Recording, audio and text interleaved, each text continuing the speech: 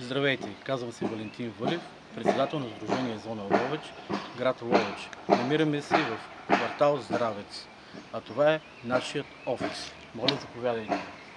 Това е библиотеката, която е с дарение на книги от наши дарители в квартала. Освен това правим и лятна читалня 2 месеца със съдействието на библиотека Беню Цонев. Моля, заповядайте в офиса. Офисът е оборудван с мебели, библиотеки, столове.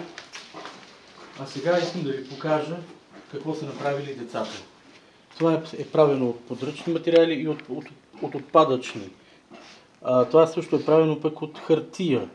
Децата са плели, правили са картички, това също е картичка. Това също е един много интересен подарък, бих казал. А това е правено от капачки.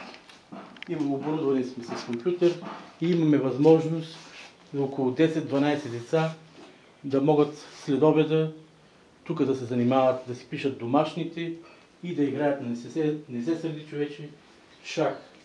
Ние кандидатстваме в програмата за образование, с цел образование към Reach for Change, промяната към телевизия нова.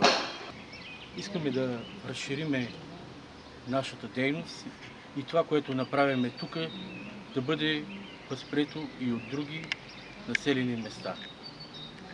За нас е важен примера и това, че опита вече го имаме, когато имахме такъв служител по такава програма. Сега очакваме наистина промяната. Благодаря за вниманието.